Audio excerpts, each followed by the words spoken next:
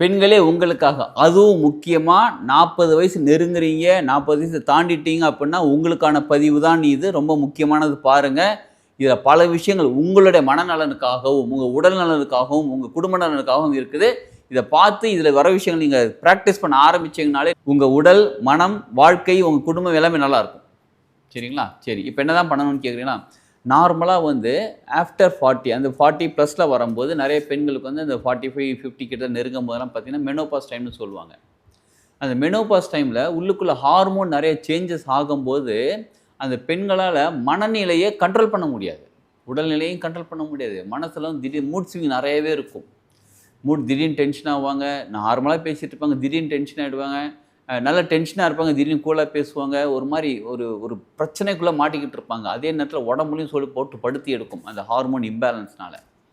இதை பேலன்ஸ் பண்ணுறதுக்காக நிறைய பேர் நிறைய மருத்துவ முறைகள் அந்த மாதிரிலாம் போகிறாங்க. ஓகே, அதெல்லாம் போகிறதுக்கு சரியாக தப்பான்னு அவங்கவுங்க டிசிஷன் தான். அதை நம்ம எதுவும் சொல்ல போகிறது கிடையாது. ஆனால் இப்போ நம்ம சொல்லக்கூடிய சில விஷயங்கள் கடைபிடிக்கும் போது அந்த ஹார்மோன் இம்பேலன்ஸ் ஆகும்போதும் சரி, நான் 40 வயசுக்கு மேலே சிலர் சொல்கிறாங்க போன் டென்சிட்டி, நிறைய வீட்டு வேலை செய்கிறாங்க பெண்கள், நிறைய வீட்டு வேலை செய்கிறாங்க. ரொம்ப முக்கியமாக பெண்களே, ஏன் நீங்கள் உங்களை கவனிச்சிக்க மாட்டேங்குதுன்னு தெரியலங்க. நிறைய பெண்கள் நம்மக்கிட்ட ஹீலிங்காக வருவாங்க, கவுன்சிலிங்காக வருவாங்க, தெரப்பி எடுத்துக்க வருவாங்க.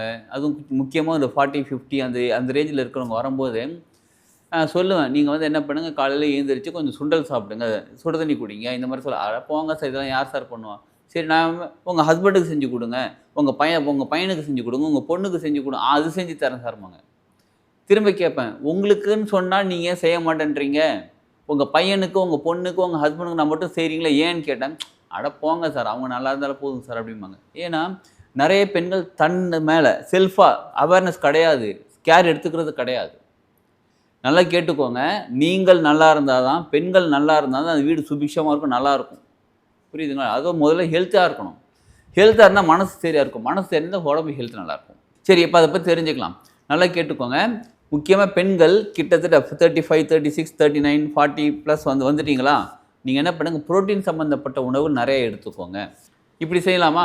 புதன்கிழமை அன்றைக்கி பச்சைப்பயிறு சாப்பிட்லாம், வியாழக்கிழமை அன்றைக்கி கொண்டக்கடலை சாப்பிட்லாம், ஞாயிற்றுக்கிழமை அன்றைக்கி கோதுமை சாப்பிட்லாம். அந்த கிரகங்கள் கூட சம்மந்தப்பட்டது. அப்போ அந்த கிரகங்களோட சக்தியும் கிடைக்கும். சரிங்களா? அதே நேரத்தில் உணவுக்குலேருந்து நமக்கு அந்த சக்தியும் கிடைக்கும்.